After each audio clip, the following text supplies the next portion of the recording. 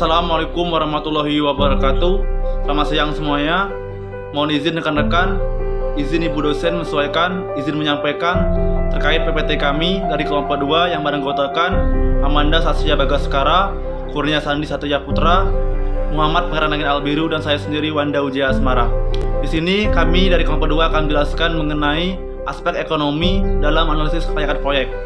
Jadi yang pertama kita bahas dulu pengertian dari aspek ekonomi itu sendiri. Jadi secara umum aspek ekonomi yaitu berkenaan dengan kontribusi proyek terhadap pembangunan perekonomian dan berapa besar kontribusinya dalam menentukan penggunaan sumber daya yang diperlukan masyarakat secara keseluruhan. Jadi bisa dikatakan aspek ekonomi ini berarti apa saja dan berapa banyak benefit proyek tersebut pada masyarakat. Kedua adalah maksud dan tujuan aspek ekonomi dalam proyek. Jadi maksud dari aspek ekonomi ini adalah untuk mengetahui apakah proyek yang akan kita bangun dapat memberikan manfaat yang menguntungkan kepada masyarakat secara keseluruhan. Jadi artinya itu kita dapat mengetahui manfaat apa saja yang ada atau dihasilkan oleh proyek tersebut terhadap masyarakat. Adalah tujuan dari analisis aspek ekonomi ini adalah untuk mengetahui efisiensi ekonomi dari proyek yang akan kita bangun sehingga memberikan manfaat yang maksimal di bidang perekonomian masyarakat. Kita juga bisa mengetahui apakah proyek tersebut lebih banyak menghasilkan manfaat atau risiko kepada masyarakat. Yang ketiga adalah dampak ekonomi suatu proyek. Berikut gambaran dari kami mengenai beberapa contoh dampak ekonomi suatu proyek. Yang pertama adalah terbukanya kesempatan lapangan pekerjaan bagi masyarakat sekaligus mengurangi angka pengangguran. Yang kedua adalah tersedianya sarana dan prasarana umum yang nantinya dapat berguna untuk masyarakat baik juga pemerintah. Ini berupa contoh jalan raya, listrik, sekolah maupun masjid. Dan yang ketiga adalah tersedianya beragam produk barang dan jasa di masyarakat sehingga meningkatkan persaingan dan menciptakan dan memenuhi kebutuhan masyarakat. Berikutnya yaitu adalah dampak ekonomi suatu proyek terhadap sumber daya alam. Yang pertama adalah penggunaan lahan yang efisien dan efektif. Yang kedua adalah peningkatan nilai tambah sumber daya alam. Dan yang ketiga memakan lahan tidur. Jadi dengan adanya proyek terhadap suatu lahan bisa mengoptimalkan kembali fungsi lahan tersebut secara efektif dan efisien. Berikutnya adalah dampak ekonomi suatu proyek terhadap pemerintah. Yang pertama adalah menambah peluang dan kesempatan kerja bagi masyarakat. Yang kedua adalah pemerataan pendistribusian pendapatan. Dan yang ketiga adalah meningkatkan devisa negara. Berikutnya adalah pengembangan wilayah atau dampak pengembangan wilayah berupa meningkatkan pemerataan pembangunan dengan prioritas daerah tertentu. Yang kedua adalah membuka isolasi wilayah dan cakrawala pemikiran masyarakat dengan masuknya pembangunan. Selain memiliki dampak yang positif, ternyata proyek juga memiliki dampak negatif terhadap ekonomi.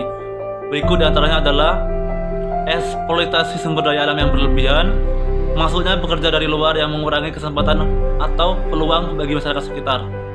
Itulah dia penjelasan dari saya. Berikutnya akan dilanjutkan oleh rekan saya, Kurnia Sandi. Kemudian dampak ekonomi suatu proyek, adapun dampak sosial dengan adanya suatu proyek atau investasi meliputi 1. Komponen demografi, yakni struktur penduduk, tingkat pendapatan penduduk, pertumbuhan penduduk, dan tenaga kerja. Kemudian komponen budaya, kebudayaan atau adat istiadat, nilai dan norma budaya, proses sosial, warisan budaya, sikap dan persepsi masyarakat terhadap rencana usaha atau kegiatan. Kemudian dampak kesehatan masyarakat, yakni 1. Parameter lingkungan masyarakat yang diperkirakan terdampak rencana pembangunan dan berpengaruh terhadap kesehatan. Yang kedua, proses dan potensi terjadinya pencemaran. Yang ketiga, potensi munculnya penyakit atau angka kesakitan dan angka kematian. Kondisi lingkungan yang dapat memperburuk proses penyebaran penyakit. Kemudian dampak negatif aspek sosial. 1. Perubahan gaya hidup, budaya, adat istiadat, dan struktur sosial lainnya. Yang kedua, meningkatnya kriminalitas. Dampak ekonomi suatu proyek, pengukuran manfaat ekonomis lebih sulit dibandingkan pengukuran biaya ekonomis. Karena di samping manfaat ekonomis yang diterima secara langsung berupa output proyek yang dapat diukur dengan satuan moneter, terdapat juga manfaat sekunder yang sulit diukur dengan satuan moneter. Manfaat sekunder ekonomi yang sulit diukur dengan satuan moneter antara lain 1. Naiknya tingkat konsumsi masyarakat. Yang kedua, membantu proses pemerataan pendapatan. Yang ketiga, meningkatkan pertumbuhan ekonomi. Yang keempat, mengurangi ketergantungan atau menambah swadaya negara. Yang kelima, mengurangi pengangguran atau menambah kesempatan kerja. Yang keenam, manfaat sosial, budaya, dan lain-lain. Pengukuran manfaat ekonomi lebih sulit dibandingkan biaya ekonomi karena satu, beberapa manfaat primer sulit diukur dengan uang. Yang kedua, kebanyakan manfaat memerlukan perkiraan jangka panjang. Yang ketiga, banyak manfaatnya yang sifatnya tidak langsung dan dalam perwujudannya perlu proyek tambahan. Pengukuran manfaat ekonomis lebih sulit dibandingkan pengukuran biaya ekonomis karena di samping manfaat ekonomi yang diterima secara langsung berupa output proyek yang dapat diukur dengan satuan moneter, terdapat juga manfaat sekunder yang sulit diukur dengan satuan moneter.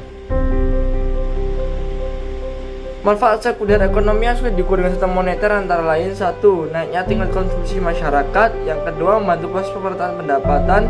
Yang ketiga, meningkatkan pertumbuhan ekonomi. Yang keempat, mengurangi ketergantungan atau menambah swadaya ke negara. Yang kelima, mengurangi pengangguran, menambah kesempatan kerja. Yang keenam, manfaat sosial, budaya, dan lain-lain. Pengukuran manfaat ekonomi lebih sulit dibandingkan biaya ekonomi karena satu, beberapa manfaat primer sulit diukur dengan uang. Yang kedua, kebanyakan manfaat memerlukan perkiraan jangka panjang. Yang ketiga, banyak manfaat yang sifatnya tidak langsung dan dalam perwujudannya perlu proyek tambahan. Lanjutkan saya. Itu adalah internal rate of return atau IRR. IRR dapat didefinisikan sebagai tingkat bunga yang akan menjadikan jumlah nilai sekarang dari proses yang akan diharapkan akan diterima atau PV of future process sama dengan jumlah nilai sekarang dari pengeluaran modal atau PV of capital outlays. Secara matematik, rumus IRR adalah sebagai berikut, di mana T merupakan cash flow untuk periode T, R merupakan tingkat bunga, sedang N merupakan tahun. Untuk berikutnya adalah Net Present Value atau NPV. Menurut Krisno Hadi Ariyoto, NPV merupakan selisih nilai sekarang dari penerimaan dengan nilai sekarang dari pengeluaran pada tingkat bunga tertentu. Untuk mempermudah pengertian NPV dapat dilihat pada tabel 1. Silakan. Selanjutnya adalah BCR atau Benefit Cost Ratio. Secara teoritis, benefit cost ratio merupakan sebuah perbandingan antara semua nilai benefit terhadap semua nilai pengorbanan atau biaya. Secara matematis dapat dituliskan sebagai berikut. Dan nilai present value ini dapat kita hitung menggunakan persamaan sebagai berikut. PV sama dengan Fn dibagi 1 plus R dikali N, di mana Fn merupakan future value atau nilai pada akhir tahun ke N, sedangkan PV merupakan nilai sekarang atau pada tahun ke 0. Dan L merupakan suku bunga dan N adalah jumlah waktu, dalam hal ini adalah tahun. Untuk proyek ini, kelompok kami mengambil contoh yaitu proyek jalan tol Pemalang Batang dan kami akan menganalisis dari aspek ekonomi. Untuk proyek jalan tol Pemalang Batang ini dikelola oleh PT Pemalang Batang Tol Road dengan memiliki panjang 39,2 km dan berdiri sejak 9 November tahun 2018. Untuk aspek-aspek yang mempengaruhi dalam menganalisa kelayakan ekonomi adalah yang pertama adalah biaya proyek. Berikut merupakan tabel untuk konversi nilai biaya-biaya proyek. Silakan dicermati dan dipahami. Yang kedua adalah tarif tol. Konversi nilai rupiah tarif tol ditunjukkan oleh tabel B, di mana dalam tabel ini ditunjukkan ada 5 golongan dan setiap 5 tahun ini mengalami kenaikan dari 2010 ke 2015. Berikut yang dapat saya sampaikan, selanjutnya dapat dilanjutkan oleh rekan saya. Terima kasih. Metode yang digunakan dalam menganalisis kelayakan ada 3, yaitu BCR atau Benefit Cost Ratio, NPV atau Net Present Value, IRR atau Internal Rate of Return. Dari perhitungan cash flow antara pendapatan dan pengeluaran yang didapat selama umur rencana jalan tol Pemalang Batang diperoleh hasil yang ditunjukkan tabel D sebagai berikut. Dari tabel D diketahui bahwa semua parameter memenuhi syarat sehingga dapat dikatakan bahwa jalan tol Pemalang Batang layak secara ekonomi. Sehingga dapat ditarik kesimpulan bahwa aspek ekonomi adalah aspek yang berkenaan dengan benefit suatu proyek terhadap perekonomian masyarakat secara keseluruhan.